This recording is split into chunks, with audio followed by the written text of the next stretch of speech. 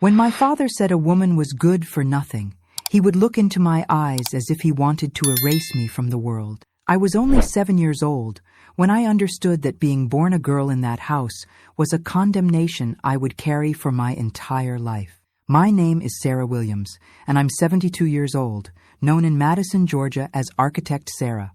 Those who see me today, recognized as one of the best architects in the Southeast, would never guess this same woman once lived through hell on earth. A hell built by my own father's hands and maintained by a family silenced by fear. If you're listening to this video, please write in the comments. I'm listening to you. It makes me happy knowing there are people in this world who still listen to others rather than ignoring them selfishly. I was born in 1953 in a simple frame house on the outskirts of Madison, Georgia, almost at the county line with Morgan County. It was a simple construction with dirt floors, peeling walls, and a roof that seemed ready to collapse during heavy rains. In our yard, we had a cherry tree, some scrawny chickens, and a mutt named Brave.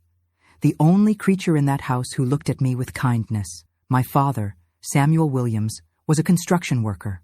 Rough hands, sun-weathered skin, small and restless eyes. He left early to work on construction sites around the region and returned at sunset. On good days, he came home tired, ate in silence, and went to sleep.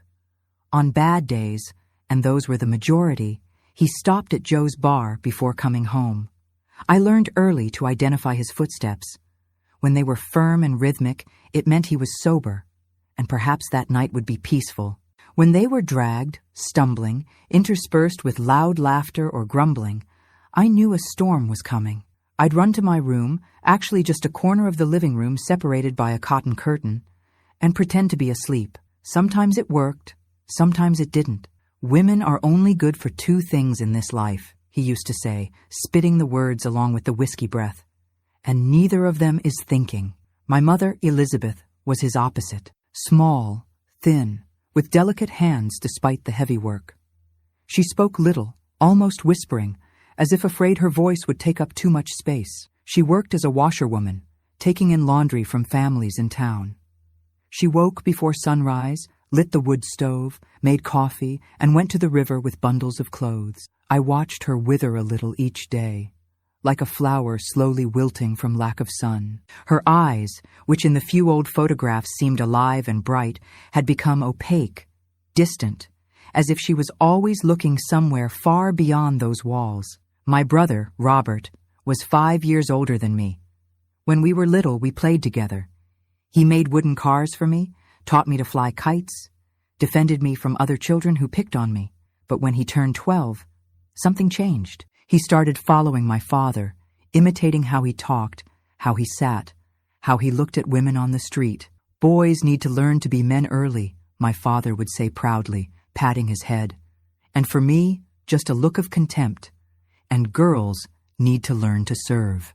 The dinner table in our house was like a map of the power relationships in that family. My father sat at the head, Robert to his right, my mother and I on the other side. My father served himself first, then my brother. What was left, and often it was little, was for my mother and me. Men need to eat more. They're working, my mother justified when I complained of hunger. But my brother didn't work yet. He only studied, like me. The difference was that he had been born with what my father called the right tool. School was my only refuge. There, for a few hours, I could forget the smell of mold in our house, my father's shouting, my mother's silent crying. I loved learning, reading, discovering that there was a world beyond the mountains that surrounded our town. Teacher Mrs. Carmen said I had talent, that I was intelligent. "This girl will go far," she told my mother once, who smiled a sad smile, like someone who knows that some doors are born closed. I would bring the compliments home, proud, but soon learned to keep the words to myself. "What good is it for a girl to know how to read?" my father would grumble. "She'd better learn to cook properly, that's what." On market days, my mother would take me with her to help carry the purchases. I loved the colorful stalls, the smell of spices, the animated conversations. It was as if the entire town was celebrating. Once, I stopped in front of a toy stall, looking in wonder at a cloth doll. I had never had a real doll, only those I made myself with corn husks and fabric scraps. "Want this one, little girl?" asked the vendor, an elderly gentleman with white hair and a kind smile.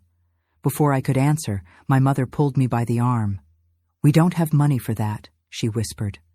But I knew it wasn't just lack of money. It was fear. Fear that my father would discover we had spent money on a foolishness. With each passing year, Robert became more like my father. Not just in appearance, the same square jaw, the same small eyes, but in how he treated women as if we were less than people.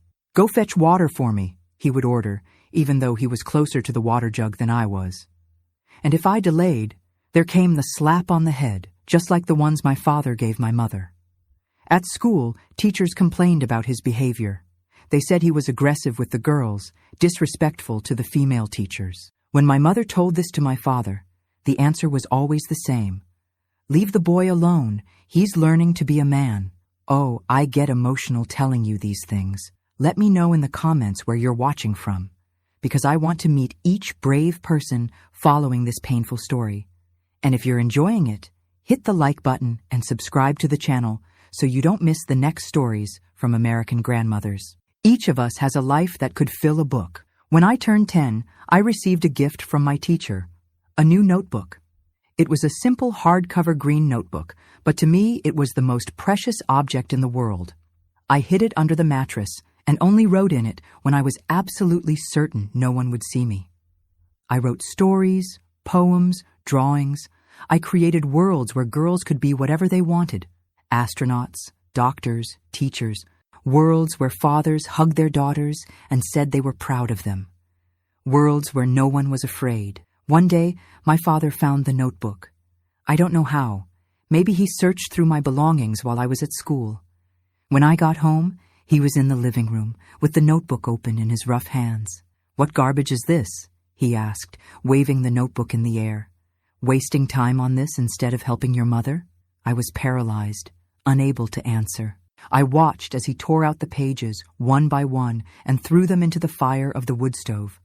My worlds, my dreams, all turning to ash before my eyes. I didn't shed a tear. I knew that crying would only make my father more furious. The fights at home were constant. Anything could trigger them. Dinner not ready on time, a poorly ironed shirt, a look my father interpreted as defiant. Nights were the worst. I would lie in bed, listening to the shouting, the sounds of things being broken, my mother's sobs. "Why doesn't she leave?" I would ask myself. Only much later did I understand the invisible chains that bound my mother to that life. Financial dependence, fear, shame, the distorted belief that it was normal or deserved. Sometimes Mrs. Dolores, our neighbor, would appear the next day with a plate of food or a homemade remedy for the bruises. She never spoke directly about the bruises on my mother's face, about the eyes swollen from crying. It was a silent agreement. She offered help without asking questions. My mother accepted without giving explanations. The worst was when my father was in a good mood.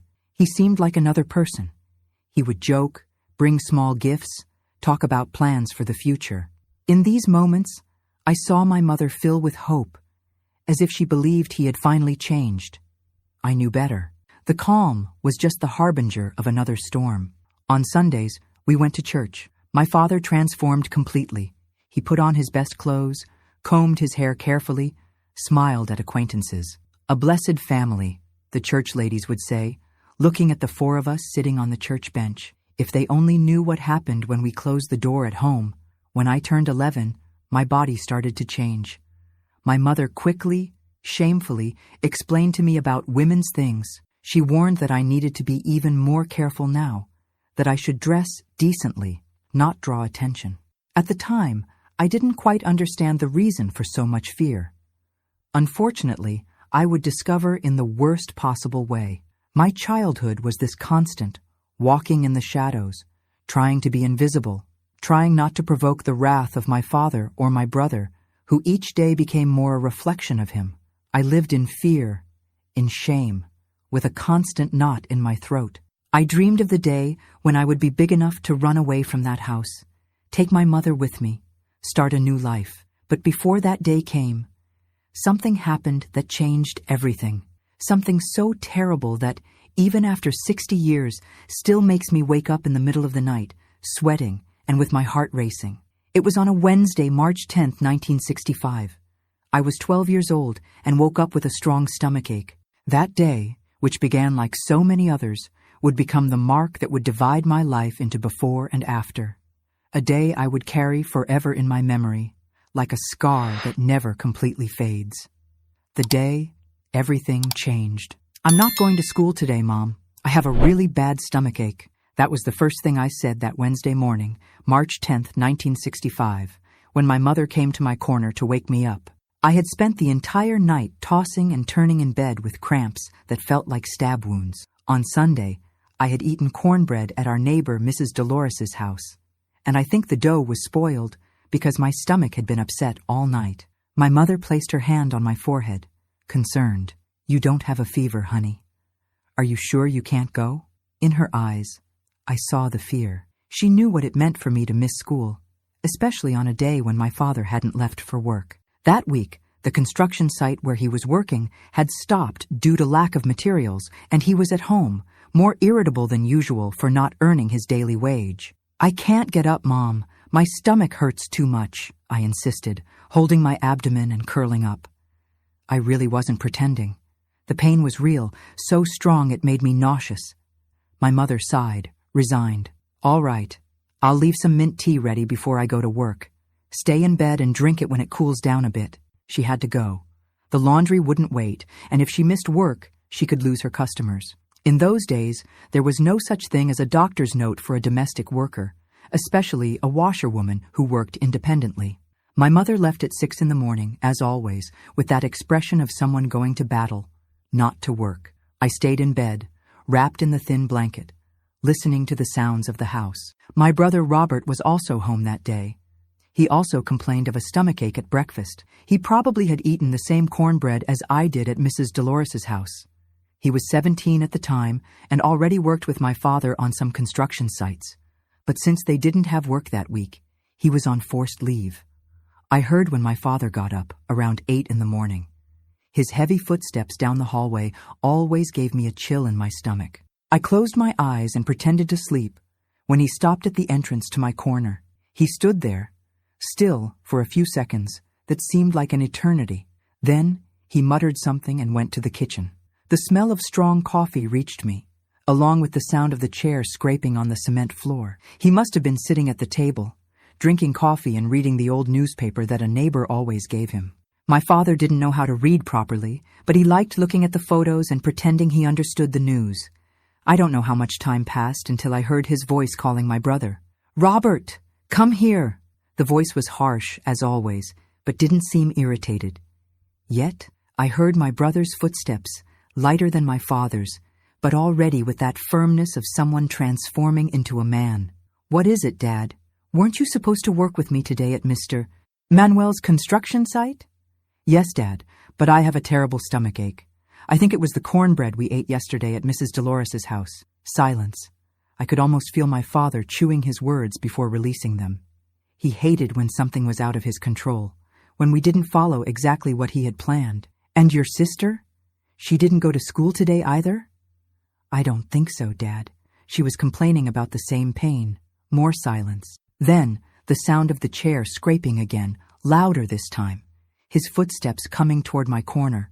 My heart accelerated so much it felt like it would jump out of my mouth. The cotton curtain was pulled forcefully, letting in the brightness that hurt my eyes. There he was, occupying the entire entrance to my small space, his silhouette dark against the light coming from the living room window. "So the princess also has a tummy ache?" His voice had that dangerous tone, that calm that precedes the explosion. I sat up in bed, pulling the blanket up to my chin as if that piece of cloth could protect me. "Yes, Dad. It hurts a lot." He took a step into my corner, looking me up and down. There was something different in his look that day. Something I had never seen before, and that made me feel a cold shiver down my spine. "You're missing school for a little tummy ache? Since when is my girl this weak?" I didn't answer. Any word could be the wrong one, and I already knew all too well the weight of his hand. "Get up. If you're going to miss school, you're going to do something useful." I tried to get up, but the pain was too strong. I could barely sit on the edge of the bed. My father lost his patience. In a quick movement, he yanked away the blanket that protected me and pulled me by the arm with such force I thought it would break. "Dad, it hurts a lot," I cried, trying to free myself. The slap came straight to my face. I tasted blood in my mouth. He had never hit me with such force before. "Now you're going to miss school and work like a slut to learn never to miss your education again. You're already stupid for being a woman, girl." He dragged me down the hallway to his and my mother's bedroom. My stomach was churning. I don't know if from fear or from the stomachache that still persisted. When we got there, he threw me on the bed forcefully. He went to the door and shouted, "Robert, come here now!" My brother appeared at the door, still in pajamas, with a pale and sweaty face. He was clearly also sick, but my father didn't care. "Now you're going to show that you're a real man," my father said to Robert, pointing at me on the bed. "You're going to teach your sister a lesson." Robert looked confused at my father, not understanding. Until that moment, despite imitating many of my father's bad attitudes, my brother had never been violent with me. Annoying, bossy, yes, but he had never really hurt me. "Dad, what are you talking about?" My brother's voice was trembling. For the first time, I saw fear in his eyes. It wasn't the same arrogant Robert who imitated my father, who treated me like a servant. At that moment, he seemed as frightened as I was. "I'm saying you're going to show her what happens to a woman who doesn't know her place. You're going to use her the way a woman should be used." My heart froze. I didn't fully understand what my father meant, but I knew it was something terrible. Robert also understood, because he took a step back, shaking his head. "I can't do that, Dad. She's my sister." My father's face contorted into an expression I'll never forget. It was pure hatred. "If you don't do what your father is telling you, son, you're going to get beaten until your teeth fall out, until you learn." My father pushed Robert into the room and closed the door. I was paralyzed with fear, unable to move. Robert looked at the floor, the walls, anywhere but at me. "Dad, please," I begged, with tears streaming down my face. But there was no mercy in that man. He grabbed Robert by the shirt and pushed him in my direction. "You're going to do what I'm telling you, or you'll get beaten until you can't stand up. And then you'll see what I myself am going to do to her." What happened next is something I try to erase from my memory every day for almost 60 years. My own brother, trembling and crying, was forced to do things to me that no brother should do to a sister. My father stayed there, watching everything, with a sick smile on his face. I closed my eyes and disconnected from my body. It was as if I were floating above the scene, watching everything happen to another person. It couldn't be me there on that bed being violated. It couldn't be. During the entire time, my father kept giving instructions, telling Robert what he should do, as if he were teaching a trade. "This is how you deal with women," he would say, with that voice that seemed to come from the bottom of a well. "They're made for this." The physical pain was terrible, but worse still was the confusion in my head. That was my father, the man who should protect me. That was my brother, who had once taught me to fly kites. How could they be doing this to me? When it finally ended, my brother ran out of the room, vomiting in the hallway. I heard the sound of the front door slamming. He had run away to the street. I remained there, motionless, feeling a pain that went far beyond the physical. It was as if something inside me had broken forever. My father was still in the room, adjusting himself, putting his pants back in place. It was only then that I realized what had happened. He hadn't just forced my brother to violate me. He had felt pleasure in watching. "Now you've learned," he said before leaving the room, leaving me alone with my pain and shame. I don't know how long I stayed there, between sheets stained with blood and tears. It could have been minutes or hours. Time had lost meaning. When I finally managed to get up, my entire body ached. I dragged myself to the bathroom and stayed under the shower, scrubbing my skin until it was red, as if I could wash away what had happened. The cold water fell on me, but I didn't feel it. It was as if I were anesthetized, unable to feel anything beyond that horrible emptiness that had settled inside me. I scrubbed and scrubbed, but the feeling of filth wouldn't go away. It would never completely go away. I returned to my corner and wrapped myself in the blanket, shivering not from cold, but from shock. I couldn't cry. The The tears had dried up, as if my body understood that crying wouldn't help anything. No one would come to save me. The hours dragged on. I heard my father leave the house, slamming the door. He had probably gone to the bar, as he always did when he wasn't working. I stayed there, curled up, praying that he wouldn't return, that some miracle would happen, and I would never have to look at that face again. When my mother came home from work in the late afternoon, I was still in the same position. She came into my corner and immediately knew that something terrible had happened. Maybe it was the smell. Despite the shower, I hadn't been able to remove that odor of sweat and shame that seemed impregnated in my skin. Maybe it was the empty look in my eyes. Or maybe it was that intuition that mothers have, that sixth sense that alerts them when something is very wrong. "What happened, my daughter?" she asked, sitting on the edge of the bed and touching my face carefully. I couldn't answer. The words were stuck in my throat, as if saying them out loud would make everything more real. Before she could insist, we heard the front door. My father had returned. My mother got up quickly, panic visible in her eyes. The girl missed school, had a stomachache. "I taught her a lesson. I don't want to see you pampering this girl who skipped school," he shouted from the hallway, even before seeing my mother. She looked at me, then in the direction of his voice, divided between the instinct to protect me and the fear of what he might do. As always, fear won. She left my corner, closing the curtain behind her. I heard their voices in the kitchen, his loud and arrogant, hers low and submissive. I couldn't understand what they were saying, but I didn't need to. It was always the same conversation, the same pattern. He accusing, she apologizing for things she hadn't even done. My brother didn't return home that night. I found out later that he had gone to a friend's house, saying he had fought with my father. I stayed there, alone with my trauma, unable to eat, to drink, to do anything beyond existing in that state of numbness. The days that followed were a blur.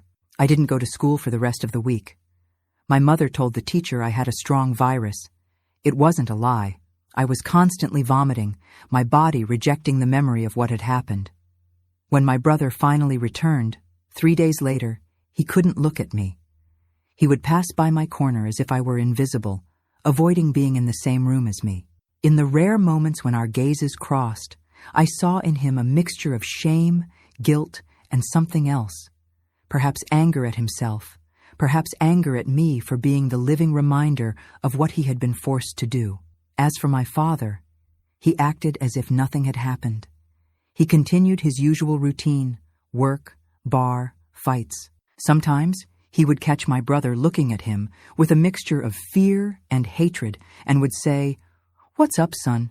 Becoming a real man now, aren't you?" The following week, I returned to school. It was as if I were moving inside a dream, disconnected from everything around me. Teacher Mrs. Carmen noticed the change in me. I, who had always been participative, interested, now barely raised my eyes from the notebook. "What happened, Sarah?" "You're different," she asked me one day after class. I couldn't answer. How to explain the inexplicable? How to put that horror into words? I just shook my head and ran away. Nights were the worst. I couldn't sleep without reliving everything in vivid nightmares, so real that I would wake up screaming in a cold sweat. My mother would come running, hug me, murmur words of comfort, but never asked about the nightmares. Maybe she knew. Maybe she just suspected. But silence was the language of our house. The months went by, and I learned to live in that state of numbness. I would go to school, come back home, do the household chores, everything like a robot, without really being present. It was as if the real Sarah had died that March day, and only an empty shell continued walking, breathing, existing. My father continued to be the same violent man as always, but something had changed in the dynamics of our house. It was as if that terrible act had opened a wound that would never completely close. My brother was increasingly distant, spending most of his time away from home. When he was present, he drank more and more, imitating my father in this aspect as well. One night, about 6 months after the incident, I heard my mother crying in her room. It wasn't the usual crying after a fight with my father. It was a different crying, deeper, as if it came from the soul. Gathering all the courage I had, I entered her room. My father wasn't home. He had gone to the bar as he did every night. "Mom, what's wrong?" I asked, sitting next to her on the bed. She looked at me with those tired eyes, red from crying. For a moment, I thought she wasn't going to answer, that she was going to send me back to my corner. But then she did something that surprised me. She took my hands between hers and squeezed them tightly. "My daughter," she said, with a voice that seemed to come from very far away. "You can't let him destroy you. You can't let him win." It was the first time my mother spoke openly about the situation, even if in a veiled way. She didn't mention the abuse directly, but her words made it clear that she knew, or at least suspected, what had happened. "How do you stand it, Mom?" I asked, breaking my own silence for the first time in months. She sighed, looking at her own hands, calloused from the hard work of a lifetime of subordination. "I endure it for you, to protect you as much as I can. One day we'll get out of here, I promise." I didn't really believe in that promise. It seemed impossible to escape that life, but something in my mother's determined look gave me a thread of hope to hold on to. That night, I did something I hadn't done since the day of the abuse. I cried. Not the silent crying that had become my companion on lonely nights, but a loud, convulsive crying that seemed to come from the depths of my being. I cried for everything I had lost, for the stolen childhood, for the destroyed innocence. I cried for the girl I was and would never be again. My mother hugged me, rocked me as she did when I was little. She didn't say anything. There were no words that could fix what was broken, but in that embrace, I felt for the first time that I wasn't completely alone. The months turned into years. I turned 13, 14, 15, always living in that house of horrors, always fearing my father's next fit of rage, always avoiding being alone with him. School continued to be my only refuge, the only place where I could be just Sarah, not Samuel's daughter, not the girl who carried a terrible secret. My brother Robert, at 20, was becoming more and more like my father in some aspects, the way of walking, of talking, the addiction to drinking. But something in him had broken on that fateful day. He never again had the same arrogance, the same cockiness. It was as if he carried an invisible weight on his back, a guilt that no amount of whiskey could erase. My mother and I developed a silent form of communication. A look, a gesture was enough to alert us about my father's mood, about when it was better to disappear, to become invisible. We survived one day at a time, clinging to the promise that one day we would escape that hell. And then, when I was 16, something happened that changed everything again. I don't know if it was coincidence or if it was destiny finally deciding that we had suffered enough. It all started on a Friday afternoon when my father came home earlier from work, already drunk and in a terrible mood. The escape. After that terrible day, living in the same house as my father and my brother was like breathing with a stone in my chest. Every corner of that house had become a trap. Every shadow hid a nightmare. I was no longer a girl, that Sarah died in that bed along with my innocence. What remained was an empty shell, trying to survive one day at a time. During the 4 years that followed, between my 12 and 16 years, I learned to become invisible. I woke up before everyone else, at 5 in the morning, just to avoid meeting my father in the kitchen. I would return from school and hide in my corner, behind that cotton curtain that was my only protection. I did my household chores in absolute silence, like a shadow moving through the house. The less they noticed my presence, the better. I started saving every penny I could get. Sometimes, Mrs. Carmen, my teacher, would give me some change to buy school supplies. I saved every last cent, hiding the coins in a hole I had dug under the bed, protected by a loose board. I didn't know when, but one day that money would be my ticket away from there. My mother and I never talked directly about what happened that day. It was as if we had made a silent pact, not mentioning the horror so as not to give it more power. But I saw in her eyes that she knew. When my father wasn't around, she treated me with special care, a silent affection that said, "I know what you're going through, daughter. I'm here." Once a month, my mother would get some extra change from her employers and buy a glycerin soap for me. It was a huge luxury at that time, but she insisted.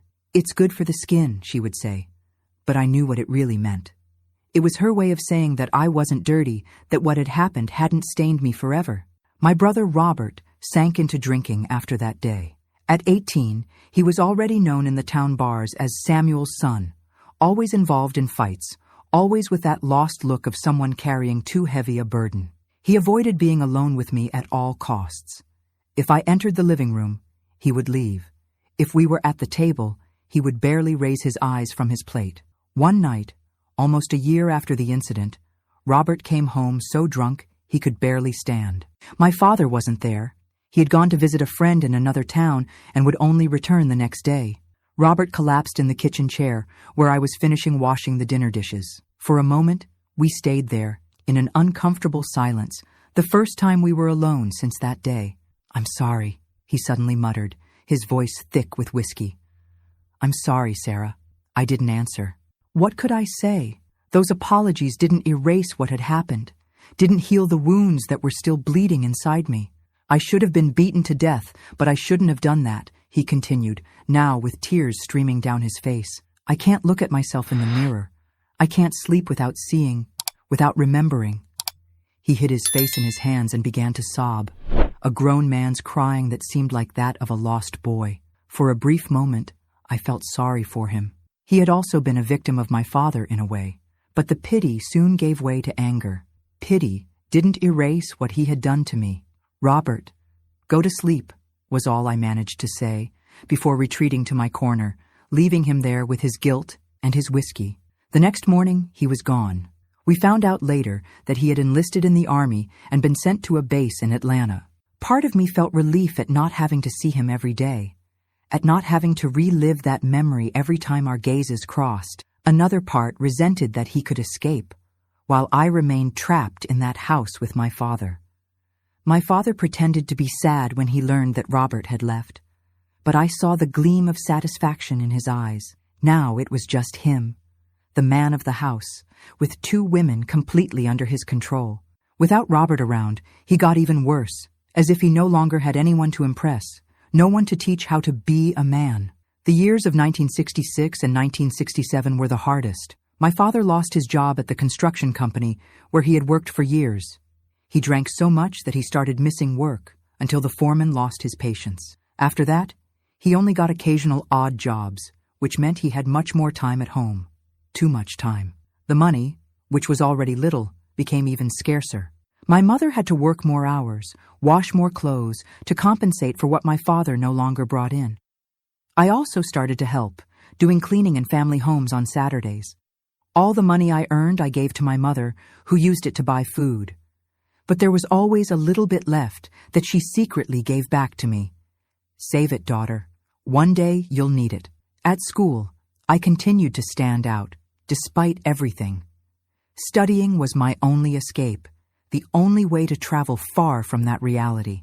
I clung to books like a castaway to a piece of wood. Teacher Mrs. Carmen continued to encourage me. "You have a gift, Sarah. Don't let anyone take that away from you." When I turned 14, in 1967, Mrs. Carmen called me after class. "I have a proposal to make to you," she said, with that direct manner she always had. "I'm giving private tutoring lessons to Dr. Thompson's children. It's too much for me alone. You could help me and earn a little money." Dr. Thompson was the town doctor, a respected man, owner of one of the most beautiful houses in Madison. His children studied at the private school in Covington, but came home on weekends. They needed help with English and math, precisely the subjects in which I excelled. "But teacher, I don't know if I can—" "I've never taught anyone," I replied, insecure. "You know more than you think, Sarah, and you'll gain experience. Besides, you'll be paid for it. $5 per lesson." What do you think? $5 per lesson was more than I earned in an entire week of cleaning. It was a fortune to me at the time. I accepted immediately, without even thinking about how I would explain it to my father. When I told my mother, she was worried. "Your father won't like you spending so much time in rich people's houses," she said, twisting her apron between her fingers, a sign that she was nervous. "We don't need to tell him what I'm doing there," I replied. "You can say I'm helping the teacher carry books, clean the classroom, anything." My mother didn't like to lie, but in that house, lying had become a survival tool. She agreed reluctantly. To my surprise, my father didn't object. At that time, he was already so deep into drinking that he barely paid attention to what was happening around him, as long as his immediate orders were obeyed and the food was on the table. As long as it doesn't interfere with the housework, was all he said. The private tutoring opened a new world for me. Dr. Thompson's house was like a palace in my eyes. Polished wooden floor, real furniture, not those improvised things we had at home. A bookshelf that went from floor to ceiling. And the most impressive, a bathroom inside the house, with running water.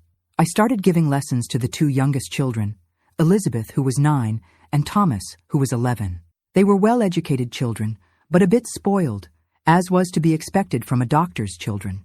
At first, they looked at me with suspicion. After all, I was just a poor girl from the countryside. What could I teach them?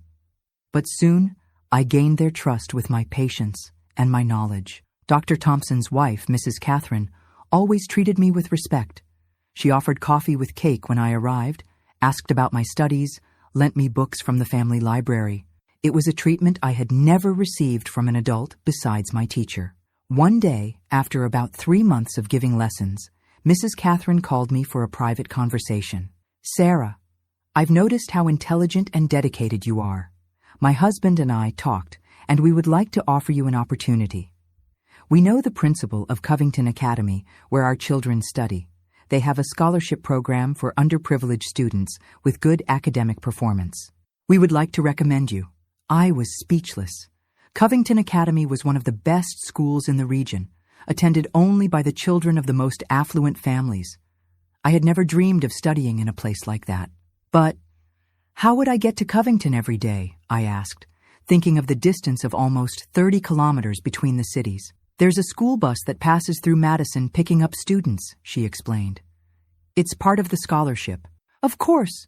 You would have to talk to your parents. It's an important decision." Talk to my parents. That was the hardest part. I knew exactly what my father would say, that it was a waste of time, that a woman's place wasn't studying in a rich school, that I had to stay home helping my mother. But an opportunity like that might never appear again. I told my mother first, of course. She was divided between the joy of seeing me having a chance that she never had and the fear of my father's reaction. "It's a blessing, daughter," she said, with tears in her eyes. "But your father—" "I know, Mom, but I have to try. It's my only chance to get out of here someday, to have a different life." We decided that we would approach my father together at a moment when he was in a good mood, which was increasingly rare. We waited for a Saturday when he had been paid for a construction job and was satisfied because he could buy his whiskey. To our surprise, he didn't react with the explosion of anger we expected. Instead, he stayed silent for a long time, which was almost more frightening. "Rich school, huh?" he said finally, looking at me with those small, penetrating eyes. "And who's going to pay for that?" I explained about the scholarship, about the bus, about how it wouldn't cost him anything. I emphasized that I would continue to help at home, that I would do my chores before leaving and after returning. "And what are you going to do with all this studying? Educated women only serve to give orders, to become stuck up. No man will want to marry you." I bit my tongue to avoid responding. Marriage was the last thing I wanted in life, after seeing my parents' marriage. But saying that would be signing my own sentence. "It's an opportunity, Dad," was all I said, looking at the floor, in the submissive posture I had learned to adopt. He muttered something unintelligible, took another sip of whiskey, and then said the words that changed my life. "Do what you want, but don't come crying to me when it doesn't work out." It wasn't exactly an enthusiastic permission, but it was all I needed. The next day, I ran to Dr. Thompson's house to say I accepted the opportunity. In March 1968, at 15 years old, I started studying at Covington Academy. I woke up at 5 in the morning, did my household chores, and caught the school bus at 6:30. I returned at 4 in the afternoon and still had time to help my mother with dinner and tidying the house. The school was everything I had imagined, and more. Spacious and airy classrooms, a library with thousands of books, a science laboratory, even a sports court. At first, I felt completely out of place. My uniform was second-hand, donated by a former student, and was a bit big on me. My shoes were the same ones I used at the public school, already worn and patched. The other girls, daughters of farmers, merchants, and professionals, looked at me with curiosity, and some with disdain. But soon, my performance in classes began to draw attention.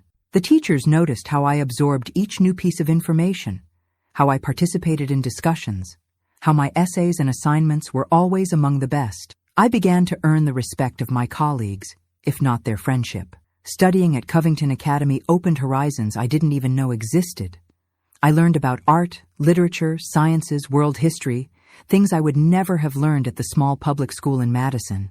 For the first time, I began to glimpse a future beyond the mountains of the countryside, beyond the life of deprivation and fear that I knew. Oh, you can't imagine how hard it was to balance these two worlds. During the day, I was the promising student at Covington Academy, discussing Mark Twain and quadratic equations. At night, I returned to being Samuel's daughter, the girl who had to lower her head and become invisible to not provoke her father's wrath. Things at home didn't improve during this period. My father continued drinking, continued to be violent with my mother. The only difference was that now he spent less time at home, which was a relief for both of us. I would arrive from school, hug my mother, and we could have a few hours of peace before he returned from the bar. One of the teachers at Covington Academy, Mrs. Margaret, became my mentor. She taught literature and had a way of talking about books that made the stories come alive. It was she who first mentioned the possibility of college. "You have the potential to go much further, Sarah," she said one day, after reading my analysis of The Great Gatsby. "Have you thought about taking the entrance exam?" College seemed like a dream as distant as going to the moon. No one in my family had ever finished even elementary school, let alone entered a university. "I don't know if I can, teacher," I replied, insecure. "And even if I could pass, how would I pay?" "There are public universities, free," she explained. "The University of Georgia, in Athens, for example. With your grades, you would have good chances of passing. And there are assistance programs for low-income students." The idea of going to Athens, the state capital, seemed absurd. It was more than 40 miles from Madison. How would I live there? Where would I stay? How would I support myself? But the seed had been planted, and it began to silently germinate inside me. At the end of 1969, when I was finishing my first year of high school, I received news that shocked me. Robert, my brother, had died. The news came through a telegram sent by the Army. He had been transferred to Vietnam to work in the construction of military bases and contracted malaria. He didn't survive the precarious treatment available in that remote region. I didn't know how to feel. Part of me still hated him for what he had done. Another part remembered the boy who had once been my brother, who had taught me to fly kites, who had defended me from other children when they picked on me. And another part still thought that he had also been a victim of my father, forced to do something terrible under threat of violence. My mother cried for days. Despite everything, he was her son, her firstborn. My father reacted strangely. He didn't show sadness, just a kind of irritation, as if Robert's death were an inconvenience, a personal failure of his son. "Always was weak," he said upon receiving the news. "A real man doesn't die from fever." It was at that moment that I realized the total lack of humanity in my father. There was no love in him, not even for his own son. There was only that sick obsession with strength, with domination, with a distorted vision of what it meant to be a man. Robert's death, as contradictory as my feelings toward him were, solidified my determination to escape that house, that life. I couldn't end up like him, destroyed by my father's actions, carrying guilt and trauma to the grave. I intensified my studies, started staying later at school, using the library to avoid having to return home. I saved every penny I earned giving private lessons, keeping everything in the same hiding place under the bed, which now already contained a considerable sum. My mother seemed to understand what I was doing, although we never spoke openly about it. She began to protect me even more, to create distractions when my father started complaining about the time I spent away from home, to invent excuses for my absences. "Leave the girl alone, Samuel," she would say, in a rare moment of confrontation. "She's doing schoolwork." In mid-1970, when I was already in my second year of high school, something happened that accelerated my plans. My father, drunk as always, began to look at me in a way I immediately recognized. the same look he had on that fateful day in March 1965. A look that mixed contempt and desire, a combination that froze me to the bone. "You're becoming quite a woman, huh?" he said one day, cornering me in the kitchen while I was washing dishes. All this studying, this swaying of someone who knows things, I felt my stomach turn. It wasn't the first time he had made insinuations since that day, but he had never been so direct, so threatening. My brother was no longer there to be used as an instrument of his perversion. Now, I was alone. "Dad, I need to finish here and go study," I replied, trying to keep my voice firm, although my entire body was trembling. He came closer, his whiskey breath engulfing me like a toxic cloud. "Study, is it? And what are you learning in that rich school? How to give it to doctors?" His rough hands grabbed my arms, squeezing with enough force to leave marks. I closed my eyes, preparing for the worst, when I heard my mother's voice. "Samuel, Joe from the store is calling you outside. Says it's urgent." My father hesitated, still holding me. Then, with an irritated grunt, he let me go abruptly. "This isn't over," he muttered, before leaving to answer the supposed call. There was no one waiting for him, of course. It was just another of my mother's survival strategies. When he returned, furious for having been fooled, she had already hidden me in the neighbor's room, Mrs. Dolores, who had finally understood the gravity of our situation and offered to help. I stayed there until dawn, listening to my father's shouts and the sound of things being broken in our house. Mrs. Dolores, a lady in her 60s who had lived alone since her husband died, held my hand and repeated quietly, "It will pass, my daughter. It will pass." But I knew it wouldn't pass. Not while I was in that house, not while my father was alive. That night was the last straw, the drop of water that made me realize that I couldn't wait 2 more years to finish my studies and try for college. I needed to get out of there as soon as possible, or I would end up like my mother, or worse. The next morning, when I returned home, I found my mother with a black eye and a cut lip, but with a determination in her gaze that I had never seen before. "You need to leave, daughter," she said without preamble. "You can't stay here even 1 more day." "And you, Mom?" I asked, my heart tight at seeing her battered face. "Don't worry about me. I have a plan." It was then that she told me something she had hidden for years. Her brother, my Uncle William, the one who worked in the military, had returned to Georgia. He was living in Atlanta, just an hour away. She had kept in touch with him in secret, through letters she sent through the neighbor so my father wouldn't discover. "He can take you in, daughter. And later, who knows, me too." That same day, a Friday, I began to plan my escape. I couldn't take much, just the essentials, some clothes, my documents, the money I had saved over the years. Everything would be placed in a simple bag, which wouldn't draw attention. The plan was simple. On Sunday, when my father would inevitably be at the bar watching the football game, I would take the bus to Atlanta. Mrs. Dolores had offered to take me to the bus station, to not raise suspicions. My mother would stay and face my father's initial fury when he discovered my departure, but had already arranged with her brother that he would come get her the following week. It was risky, but it was our only chance. The events of that night had made it clear that it was no longer just a matter of enduring until I finished my studies. It was a matter of life or death. Saturday passed in a blur of anxiety and secret preparations. Each time I heard my father's footsteps, my heart would race, fearing he had discovered our plan. But he was too busy with his own misery, drinking since early, grumbling about work, about the government, about everything and everyone. And then, when we thought everything was going according to plan, something happened that completely changed the course of events. Something I could never have predicted, and that would transform not just my life, but that of our entire family. The rescue. It was Saturday afternoon when everything changed. I was finishing folding the few clothes I would take with me the next day, hidden in my corner behind the cotton curtain. The plan was set. On Sunday, while my father was at the bar watching the Georgia Bulldogs game, I would escape to Atlanta, to my Uncle William's house. My mother would come later, when everything calmed down.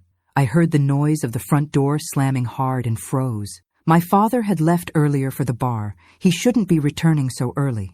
The heavy footsteps down the hallway confirmed my fear. It was him, and by the dragged sound, he was already drunk. "Elizabeth, where are you, woman?" His voice thundered through the small house. My mother was in the yard, hanging clothes. I heard when she hurriedly entered, trying to avoid him shouting more. "I'm here, Samuel. I'll heat up your lunch." "What lunch? You think I'm an idiot?" The sound of his hand hitting my mother's face was unmistakable, a dry slap that made me cower behind the curtain. So many years hearing that sound, and still I never got used to it. "What are you talking about, Samuel?" Her voice trembled, but had a firmness she rarely showed. "I'm talking about this." I couldn't see what this was, but by the silence that followed, I knew it was something serious. Then I heard the paper being crumpled, and my heart sank. Had he found some of the letters my mother exchanged with my uncle? "You're talking to your brother behind my back? Planning to run away with the girl?" My blood froze. How had he discovered? We had been so careful. The letters were always sent and received through Mrs. Dolores. They never came directly to our house. "It's not what you're thinking, Samuel," my mother tried, but her voice already betrayed that it was exactly what he was thinking. "Don't lie to me, woman. Joe from the bar told me everything. Saw you talking to the bus driver, asking about times to Atlanta. You think you can make a fool out of me?" Joe was a first-class gossip, always keeping an eye on other people's lives. He must have overheard my mother asking about the bus schedules and rushed to tell my father, probably in exchange for a shot of whiskey. "Samuel, please, let's talk." The sound of the next slap was stronger, followed by the noise of something, or someone, falling to the floor. "Talk? Now you want to talk? After plotting behind my back with that stuck-up military brother of yours?" My heart froze. I couldn't stay hidden while my mother was being assaulted. I left my corner, unable to remain hidden while my mother was being attacked. I saw my father standing in the middle of the living room, the crumpled letter in one hand, the other raised to hit again. My mother was on the floor, her face already marked, a trickle of blood running from the corner of her mouth. "Stop, Dad," I shouted, advancing into the living room. He turned to me, his eyes injected with a fury that went beyond the alcohol. "And you, ungrateful girl, after everything I did for you, giving you an education, letting you go to that rich school, is this how you thank me? Planning to run away?" He advanced in my direction, but my mother got up in a quick movement and placed herself between us. "Don't touch her, Samuel. That's enough of what you did." It was the first time I saw my mother truly confront my father. Not with excuses, not with pleas, but with a direct order. This caught him by surprise, making him step back for a moment. "What did you say to me, woman?" I said, "Don't touch her. Never again." There was something different in my mother's voice, a courage that seemed to have appeared out of nowhere, or perhaps it had always been there, buried under years of abuse and fear. "I can't stand you anymore, you worm," she continued, each word laden with decades of contained anger. "You yell at everyone and scream. I can't take it anymore." The silence that followed was deafening. Never, in all those years, had my mother confronted my father in that way. He stared at her, surprised enough to not react immediately. "Say one more word and you'll see what it means to not be able to take it anymore," he growled, recovering from the shock. My mother simply turned her back and went to the bedroom. I followed her, afraid of what might happen. She began to grab some clothes and put them in a bag. "What are you doing, Mom?" I asked, confused. "We're leaving. Now." I couldn't believe what I was hearing. Leave? At that exact moment? Without waiting for Sunday? Without the safety of knowing my father would be far away? "But Mom, the plan was tomorrow." "Plans change, daughter. We can't wait any longer. He already knows. Next time, it could be worse." She was right, of course. Now that my father knew about our plans, the situation had become even more dangerous. If we stayed, there was no guarantee we would survive until the next day. I began to grab my things too, my heart beating so hard it seemed it would explode. My father had returned to the living room. I could hear him walking from one side to the other, muttering, probably deciding what he would do with us. We were almost finished packing our few things when we heard another knock at the front door. Strong, decisive, different from the hesitant knocks of neighbors who sometimes appeared. "Who the hell is it now?" shouted my father, going to answer. When the door opened, I heard a voice I didn't immediately recognize. Deep, authoritative, with that characteristic accent of rural Georgia. "Where's my sister?" My mother froze, her eyes wide. "William," she whispered. And for the first time in years, I saw genuine hope in those tired eyes. I ran to the living room in time to see my Uncle William entering our house. He was tall, almost a head taller than my father, with broad shoulders like someone who carries weight for decades. The military uniform was impeccable, the boots shining, the posture erect. But what most impressed me were his eyes, dark and hard as stones, fixed on my father with an intensity that made even Samuel step back. "Who do you think you are to enter my house like this?" My father tried to maintain the pose of authority, but his voice betrayed his fear. "I'm Elizabeth's brother, and I came to get her and my niece." My father laughed, that nervous laugh of someone trying to disguise panic. "They're not going anywhere. They're my family, my responsibility." Responsibility? My uncle's voice was controlled, but overflowed with contained anger. "Is that what you call what you do to them? Beating my sister is responsibility?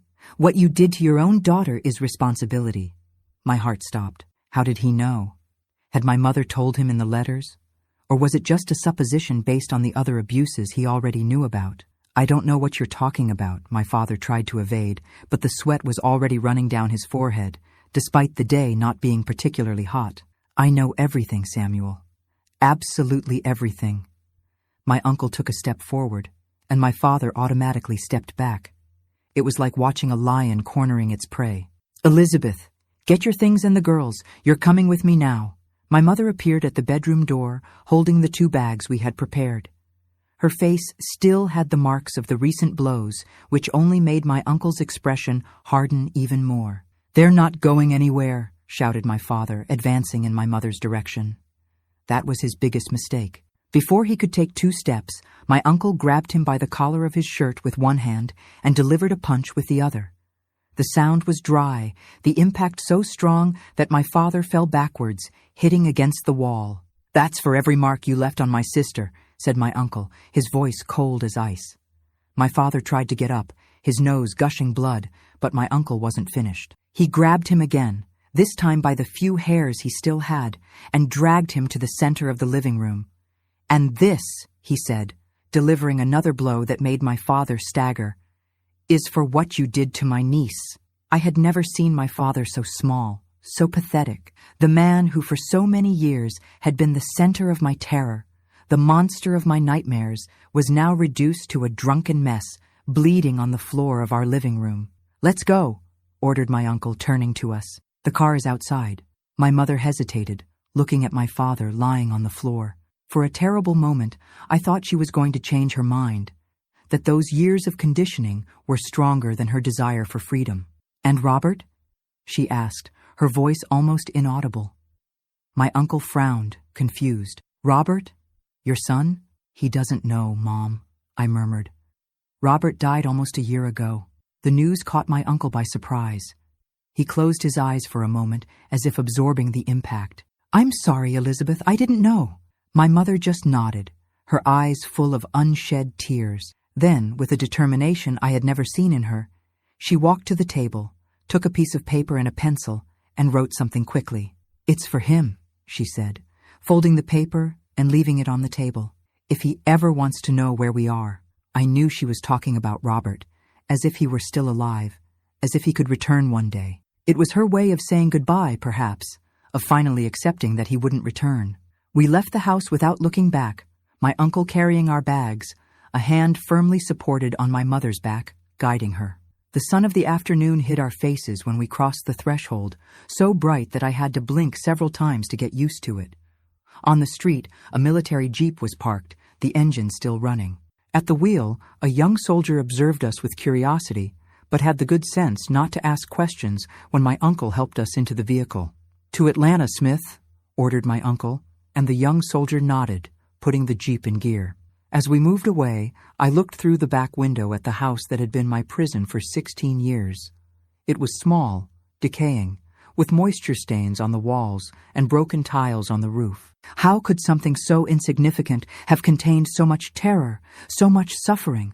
The last image I had was of my father at the door, bloodied, staggering, shouting words that the engine noise swallowed. Then we turned the corner, and he disappeared from my sight. And I hoped, from my life. Forever. The trip to Atlanta lasted about an hour, but it seemed much longer. The military jeep wasn't exactly comfortable, jolting on the dirt roads that connected the cities of rural Georgia. My mother was silent, looking out the window with an expression I couldn't decipher. It wasn't exactly happiness, but it also wasn't fear or sadness. It was something like relief, a deep relief, mixed with the uncertainty of what would come next. My uncle also didn't talk much during the trip. From time to time, he would look in the rearview mirror at us two, as if to make sure we were really there, that we had really escaped. In one of those times, our gazes crossed, and he gave a small smile, the first I saw on that normally serious face. "Everything will be all right now, Sarah," he said, as if reading my thoughts. "You're safe." I wanted to believe him, but after so many years living in fear, safety seemed an abstract concept, almost impossible. How would it be to live without having to calculate each word, each gesture, to not provoke an explosion of violence? How would it be to fall asleep without fearing what could happen during the night? We arrived in Atlanta when the sun was already setting, painting the sky orange and pink over the city's skyline. It was very different from Madison, bigger, more bustling, with tall buildings and well-maintained streets in the center. My uncle's house was in a quiet neighborhood on the outskirts, with similar houses lined up along the street. The house itself was simple, but much larger and more comfortable than ours in Madison. It had a small garden in front, with a jasmine bush that perfumed the night air, and a backyard where he cultivated some vegetables. "It's not much, but it's ours," he said, opening the door for us. "You can stay as long as you need." The house had 2 bedrooms. One would be for my mother, another for me. It was the first time in my life that I would have a room just for me, with a real door, not just a curtain separating my space from the rest of the house. "Does Uncle live alone?" I asked my mother while we unpacked the bags in the room that would be mine. "Yes," she answered, carefully folding the few clothes we had brought.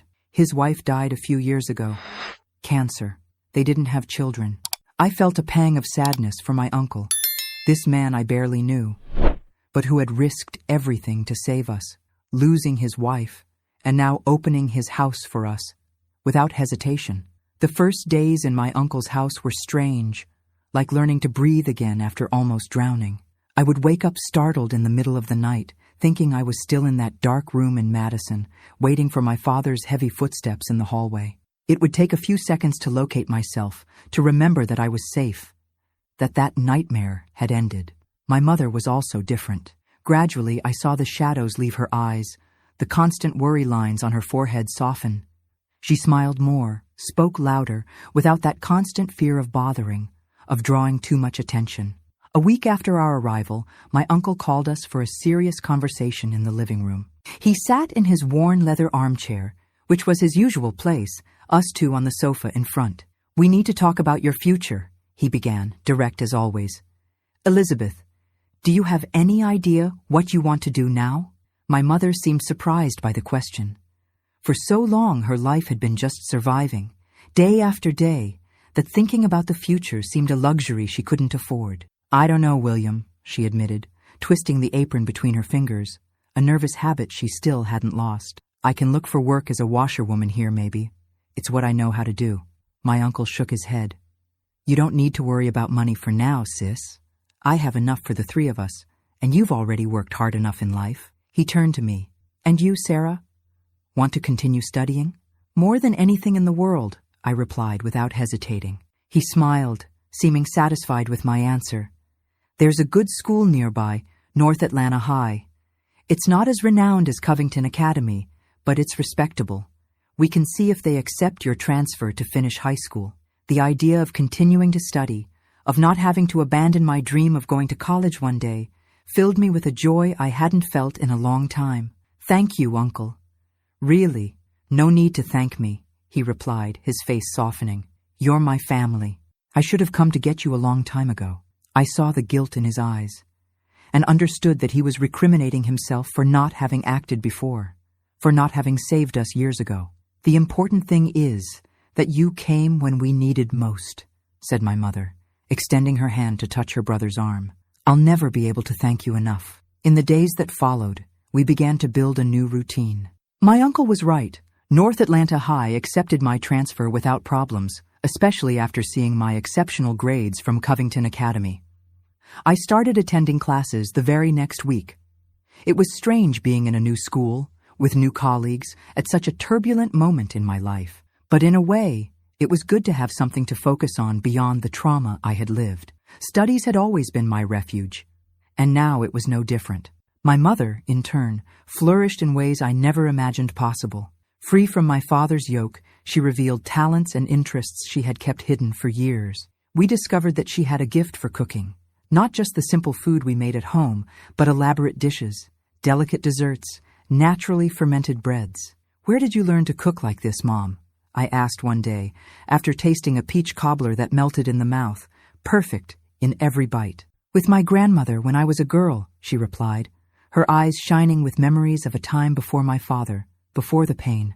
She was a cook in a big house in Atlanta. She knew how to make everything, from the simplest beans to desserts for ambassadors' parties. My uncle, seeing her talent, suggested she start selling her desserts. It started small, some cobblers, cookies, pralines for birthday parties in the neighborhood. Soon Elizabeth's name spread, and she had orders almost every day. For the first time in her life, my mother was earning her own money doing something she loved, something that made her smile. It was as if a flower that had been kept in the dark finally found the sun. As for me, I immersed myself in studies with renewed determination. The trauma was still there, of course. There were nights when I woke up screaming, days when a man on the street who remotely resembled my father was enough to make me tremble uncontrollably. But each day was a little easier than the previous one.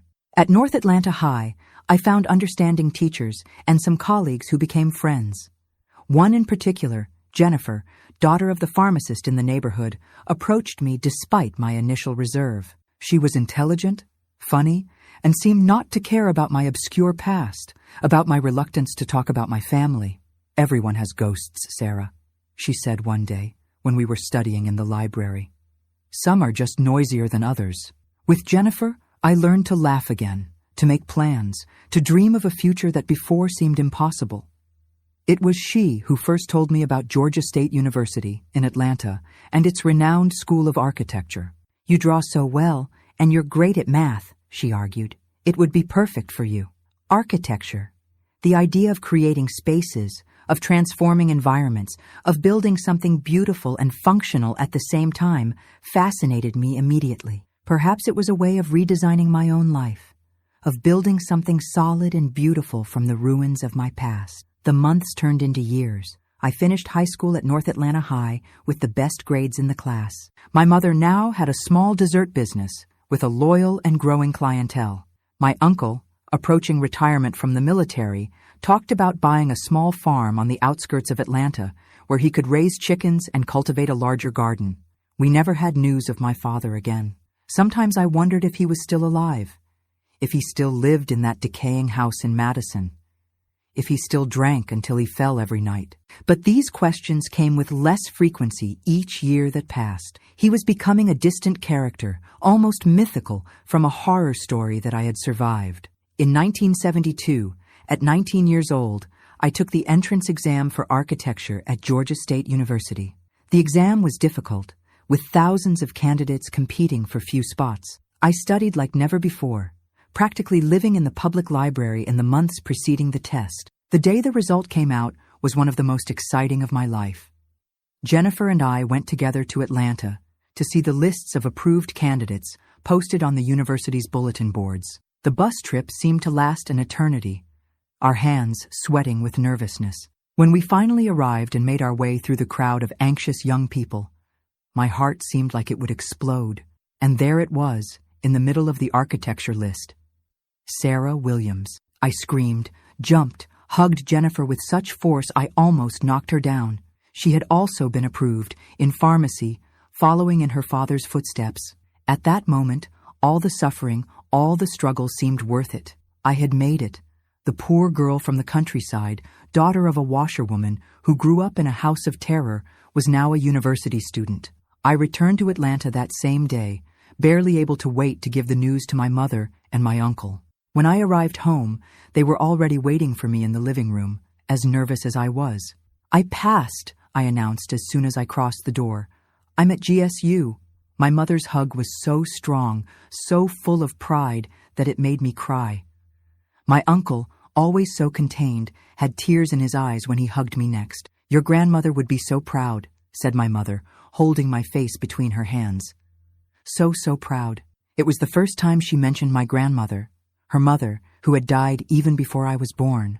I realized then that I was carrying not just my own dreams, but the dreams of generations of women in my family who never had the chance I now had. The logistics of studying in Atlanta while living at my uncle's house in the suburbs would be manageable.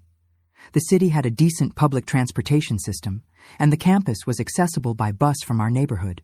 "You'll need to focus on your studies," said my uncle, always practical. "We can help with your expenses, so don't worry about working right away." The idea of focusing entirely on my education without financial worries was both exciting and humbling. I was determined to make the most of this opportunity. "I'll look for work eventually," I said, not wanting to be a financial burden on my uncle and mother. "Maybe as a drafting assistant or giving tutoring lessons." "Don't worry about that now," replied my uncle. "Focus on your studies the first semester. We'll see how it goes after that." In the weeks that followed, we prepared everything for the start of my college journey. My mother sewed new clothes for me. My uncle bought drawing materials, rulers, T-squares, everything I would need for the course. Jennifer, who would also be moving to campus housing, suggested we meet regularly to support each other through this new phase of our lives. On the first day of classes, my mother hugged me for a long time at the bus stop, as if wanting to preserve the feeling of my body next to hers. "Be careful, my daughter," she whispered in my ear, "and always remember who you are, where you came from, what you overcame to get here." My uncle, more reserved as always, gave me a quick but firm hug. "Anything at all. We're just a phone call away," he said, placing in my hand an envelope. "This should help with the first expenses." The bus to downtown Atlanta departed at 7 a.m., taking me to a future that, just a few years earlier, seemed completely impossible. As I watched through the window, the suburbs of Atlanta being left behind, I realized I was leaving behind not just a place, but a version of myself. The frightened girl, the victim, the survivor. Ahead of me was not just Atlanta, the university, architecture, but a new Sarah, whom I was just beginning to know. The journey that had begun in that house of horrors in Madison was far from over. In fact, in many ways, it was just beginning. But now, for the first time, I looked to the future not with fear, but with hope. Not with despair, but with determination. Not as a victim, but as the architect of my own destiny. And it was like this, on a bus rumbling on the highway that cut through Georgia, that I definitively left behind the shadows of my childhood and embraced the uncertain but promising light of my future. A new life takes shape. The first months in Atlanta were a real shock for a girl raised in a small town. The city was a confusion of sounds, smells, and movements that made me dizzy. Crowded buses, flooded streets when it rained, the humid heat that stuck to your skin. Everything was intense, overwhelming. My uncle's home in the suburbs provided a peaceful retreat from the urban chaos, and I was grateful for the stability it offered after years of living in fear. The School of Architecture at Georgia State University was a world apart. The modernist building, with its clean lines and open spaces, fascinated me. There, for the first time, I felt I had found my place. The drafting tables, the scale models, the discussions about form and function, all of it made my heart beat faster. The first semesters were hard. The course was demanding, with practical classes that extended late into the night and piles of readings that seemed endless. Many times I felt completely lost, especially in technical subjects like structural mechanics and applied physics. My classmates, mostly from more affluent families who had attended the best schools, seemed to understand everything much more easily. But I had something that many of them didn't have. A fierce determination born from the difficulties I had faced. Each night I spent awake studying, each weekend sacrificed to finish a project, each penny saved to buy drawing materials. Everything was driven by the certainty that this was my only chance to build a better life. In my second year of college, I got a teaching assistant scholarship in the architectural drawing department. It didn't pay much, but it helped cover some expenses and, more importantly, gave me access to the laboratories and drafting tables outside normal class hours. I spent extra hours there, perfecting my lines, experimenting with different techniques, absorbing everything I could. It was during one of these night study sessions that I met Michael. He was 2 years ahead of me in the course, son of a civil engineer from Savannah, and worked as an intern at an architecture firm downtown. Tall, with broad shoulders and hands always stained with graphite, Michael had a calm way of speaking that reminded me of my Uncle William. "You're very dedicated," he commented one night, observing the project I was working on, a small community plaza for a low-income neighborhood. "Most second-year students don't care so much about the details. Details make all the difference," I replied, without raising my eyes from the drafting table. "Especially when you're designing for people who have so little." He smiled, intrigued by my answer. "Your own philosophy or quoting some master I don't know?" "Personal experience," I said, finally looking at him. Something in my tone must have revealed more than I intended, because Michael didn't press the subject. Instead, he sat beside me and began to point out some suggestions to improve circulation in the plaza I was designing. He was gentle in his critiques, never condescending, and genuinely interested in my ideas. After that night, Michael began to appear regularly during my study sessions. We talked about architecture, about professors, about books and music. He lent me rare books from his small library and invited me to exhibitions and lectures that happened in the city. He never pressured for more information about my past, respecting my silence on certain subjects. Gradually, almost without noticing, I began to fall in love. It wasn't an overwhelming feeling like in the romance novels I used to read secretly as a teenager. It was something gradual, built brick by brick, like the buildings we were learning to design. Trust came before desire, respect before intimacy. For a long time, I resisted these feelings. What I had experienced with my father and my brother had left deep scars, a deep-rooted fear of physical closeness with any man. The idea of being touched, even if with affection, caused me panic. Michael perceived my hesitation, my withdrawal when he came too close, and never forced the situation. "We have time," he would say, with that calm smile.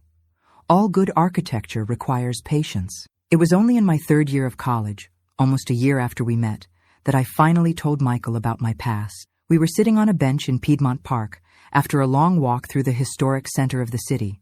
The sun was starting to set, painting the sky orange and pink, and something in that moment, the tranquility, the beauty, the feeling of safety by his side, gave me courage. I talked for hours, the words coming out like a dam finally breaking.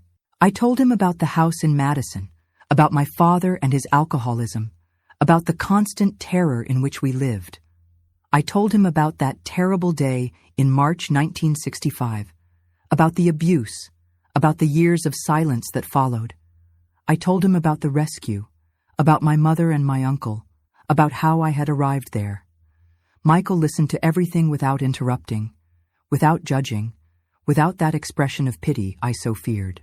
When I finished, it was already night, and the park lights had come on around us. He extended his hand, slowly, giving me time to pull back if I wanted, and held mine. "Thank you for trusting me," he said, his voice thick with emotion. "You're the strongest person I've ever met." In that moment, something healed inside me. Not completely. Some wounds never fully heal, but enough to allow me to take a step forward, to risk trusting, to begin to believe that I deserved to be loved. Our relationship progressed slowly, always respecting my limits, my fears. Michael never pressured me for physical intimacy, understanding that each small advance, a kiss, a hug, holding hands, represented a huge victory over my past. In 1976, when I graduated in architecture, Michael was already established in a small firm of his own in Buckhead. He had specialized in medium-sized residences and small commercial buildings, with an approach that prioritized sustainability and integration with the environment, concepts that would only much later become fashionable in American architecture. My mother and my uncle came to my graduation, both visibly proud. My mother, now with a small, prosperous dessert business in Atlanta, seemed 10 years younger than when we lived in Madison. My uncle, recently retired from the military, had bought that farm he so dreamed of and spent his days among his chickens and his garden, at peace with the world. Your grandmother would be so proud, said my mother, adjusting the gown I would wear in the ceremony, the first in the family to have a college degree. After graduation, Michael made me a proposal that would change my life again, to become a partner in his firm. You have a unique talent, Sarah, he argued. Your sensitivity for social spaces, for architecture that really improves people's lives, is something rare. We need that in the firm. I accepted, of course. In the years that followed, the Williams and Harper firm, my surname before his, as Michael insisted the main talent was mine, gained recognition for projects that combined aesthetics, functionality, and social responsibility.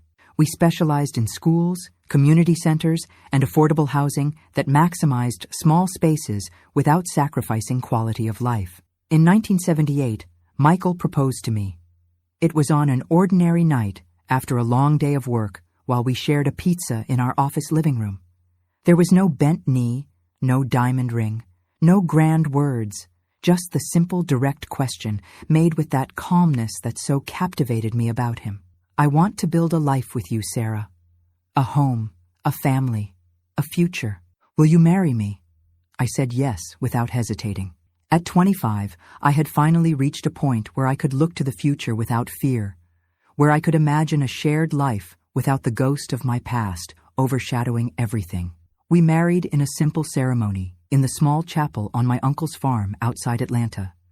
Just family and close friends, a lunch prepared by my mother, music played by neighbors. Michael respected my wish not to have a big event, understanding that crowds still made me anxious, that I preferred the intimacy of smaller spaces, of familiar faces.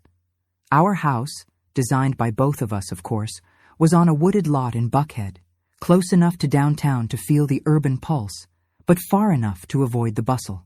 It was a modern construction, with clean lines and large windows that let in plenty of natural light.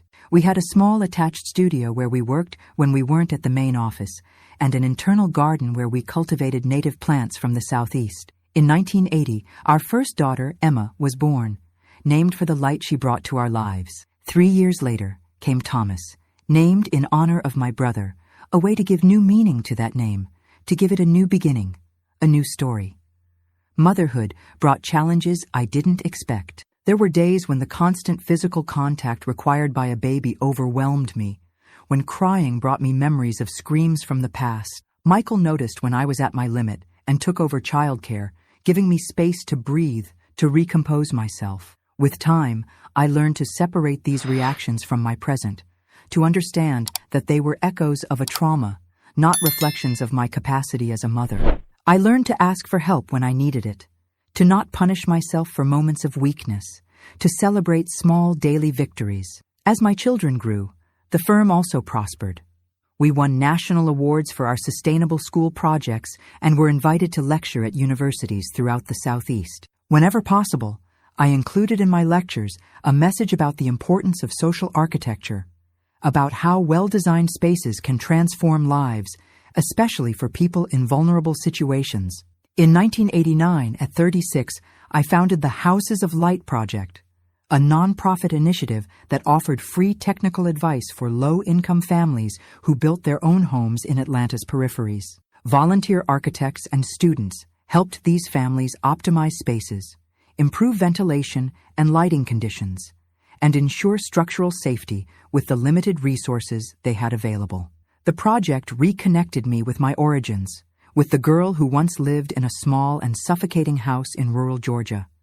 Each family we helped was, in a way, a version of my own family that I would have liked to have been able to save earlier. In 1995, I received a phone call that would again change the course of my life. It was a social worker from Madison looking for Sarah Williams, daughter of Elizabeth and Samuel. "Your father is dying," she said, without beating around the bush. "Liver cirrhosis, terminal stage. He asked to find you." I remained silent for so long that the woman asked if I was still on the line. I hadn't heard my father's name in decades. For me, he had ceased to exist the moment I left that house with my mother and my uncle. "How did he get my phone number?" I finally asked. "Your mother," she replied. She gave us the number when she learned of his condition. My mother, who now lived with us in Atlanta after my uncle passed away a few years earlier, hadn't mentioned anything about this. I hung up the phone promising to think about it, but I already knew my answer.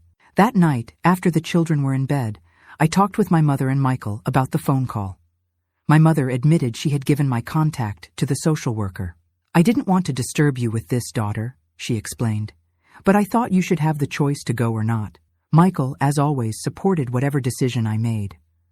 "I'll be with you if you decide to go," he said, "or I'll support you if you decide to stay."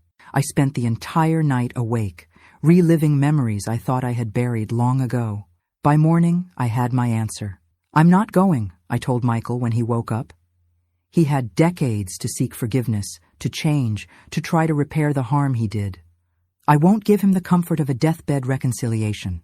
Michael nodded, respecting my decision as he always did.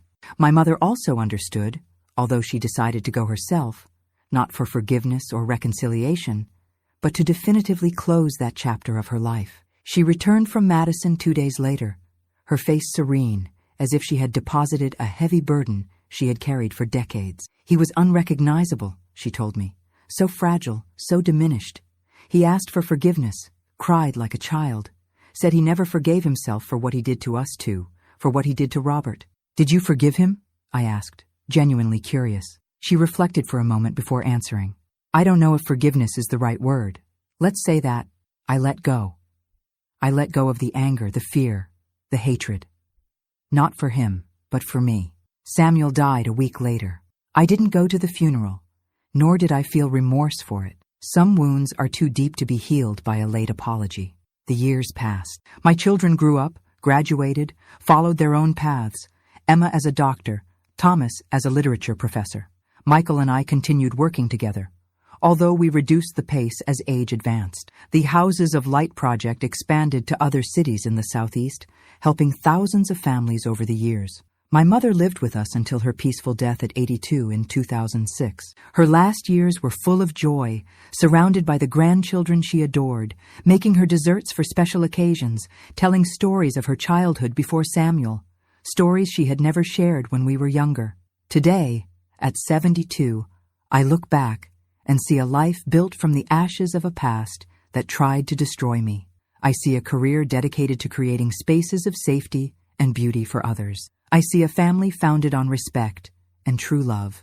I see a healing journey that, although never complete, brought me to a peace I never imagined possible. The terrified girl from Madison transformed into the respected architect of Atlanta, the beloved wife, the proud mother, the caring grandmother. The hands that once trembled with fear now draw projects that transform lives. The eyes that once only saw shadows now see beauty everywhere. My dear ones, this is my story. A story of pain, yes, but also of overcoming, of reconstruction, of triumph over evil. If you're going through difficult times, know that there is always a path to the light, however dark the night may seem. Before I say goodbye, I wanted to ask a special favor. If this story touched your heart, please hit the like button and subscribe for listening to my story. May God bless each one of you, and may you never lack the courage to rebuild your lives, no matter how broken they may seem.